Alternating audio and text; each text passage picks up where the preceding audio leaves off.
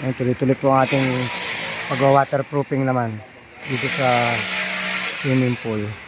At pag-aayos ng forma para sa main safety tank.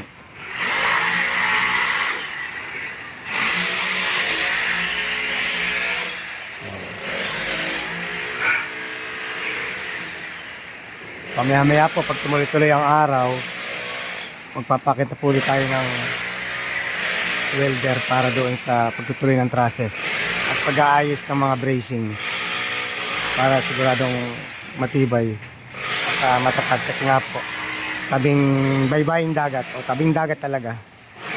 Yan po yung shore area, malakas po ang hangin. Pagka po umano ang hangin, umatake, talagang pumapagpag po yung ating mga trusses.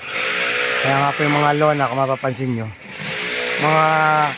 mga napigtas po yung mga tali na nakatali po yan, nakatight po yan ng alambre, napupunit po sa lakas ng hangin. Pag po umatake talaga, kanina umatake po yung ulan at hangin, sobrang lakas. So ayan, yung nangyari po sa mga lona natin. Ayan. At tuloy-tuloy po ang pag-CHB laying para naman po sa pump room area na naka-connect po yan sa water feature o water falls na dadaloy dito sa swimming pool at binabalik sa filter at binabalik po sa pool at falls yun, at saka po sa bubbles yan. Dito naman po tuloy din ang pagre-restoration natin at upgrading sa main room ng sanitary at ngayon ay CHB laying na rin para po makuha natin yung cubicle nitong water closet.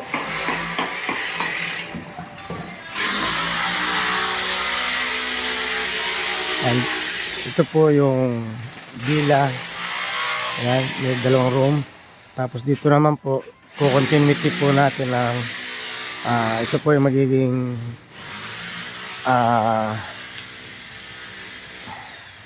common CR and shower. Ayan, dito po sa area na to. Tapos ito po, the rest po, itong natitirang ito ay magkakaroon po tayo ng itatayo rin na 2-story na villa, hotel and villa. Ayan. Ayan po. Up and down po siya. Tapos ito po, tatastasin po yan. Temporary, hindi po natin binubulag, ginagalaw. Para po magamit po yung CR dito. Para sa mga tao.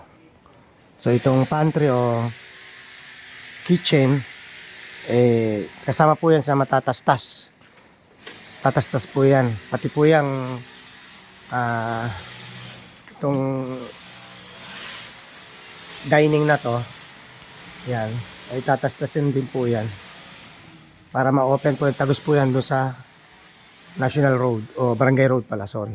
Ayan, bali po open lahat yan, yung ilalim yan magiging open lahat para po tanaw na tanaw po yung pagpasok ay makikita yung dagat. Ayun, makikita po yung shoreline. Ito po, matatastas din po yan. Yan yung room na yan, matatastas din po yan, kasama po yan sa tatastasin para po yan mula dito sa room na yan, dito tatawid, magsisilbi po yan na magiging event place. Yan po yung magiging yan po yung magiging function hall, kumbaga function hall. Tapos naka glass type po yan lahat yan. Para pagdating po dito, maluwang lang po yan dahil matatastas po yan diretso. Ang matitira lang po yung isang room na ginagawa natin doon ngayon, kasalukuyan. At yan po ay naka up and down po yan. So ang ilalim niya, yung ground, ay glass type po lahat yan. Puro poste lang po yung makikita. Tapos glass. Ayan. Tapos sa second floor po niyan, yun po yung pinaka hotel o pinaka villa na pwedeng pahingahan ng mga guests. Kumbaga naka-overlook po yan, naka-overlooking po yan sa swimming pool area at saka po sa shoreline ng dagat. Kumbaga magiging mas visible ang mga magsisipag arkila o magsisipag renta.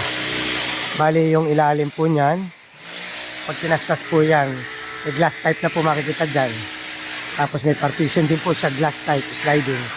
Then yung pinakailalim po talaga niya, yan ang pinaka-venue na pwede yung pagdausan ng kasal, reunion, birthday party, yon, etc. Pwede po yan. So ito po, pag po natapos ang pag-sliding dito, siyempre magiging open space po yung area na to hanggang doon sa view deck. Yan. Para po maging komportable ang ating guest. Yan. At komportable na, visible pa, at ma-achieve nila yung relaxing pag sila nandito. Yun. DM lang sa mga gusto magpagawa dyan. Wise Builder Contractor by EDC, I Create Your Dream.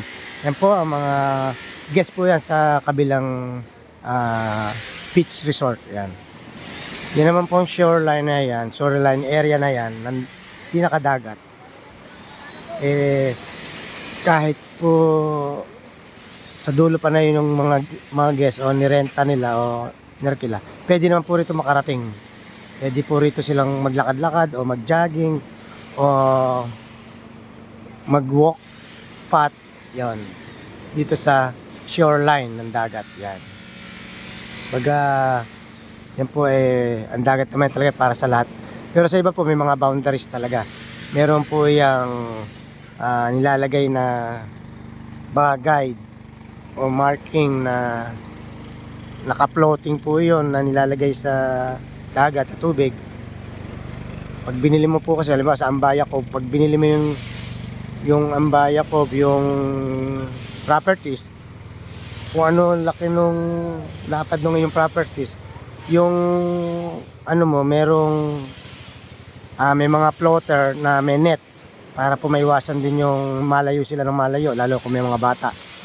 Baga kung saan lang yung medyo mababaw, doon lang sila. Parang merong guide, merong boundaries, kumbaga. Ito po yung sa Ambaya Cove. Dito naman sa Pangasinan, Sampabian, maluwag naman sila dito lahat. Baga open.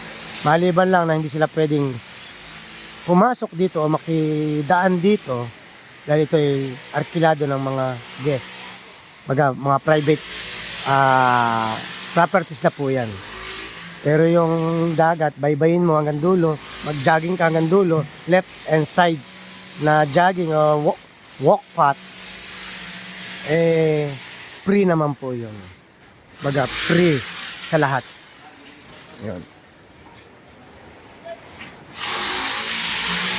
Yan. Ito po yung pag-waterproofing. Yan. Tuloy-tuloy po ng pagpapakonstruction natin. Yan. Shoutout lang po, DM lang, Wise Builder Contractor by EDC, I Create Your Dream. Shalom. Yes. Isusum ko po ng konti. Hanggang ngayon po marami pa rin guests. Ayan. Ayan. Meron po. Ayan.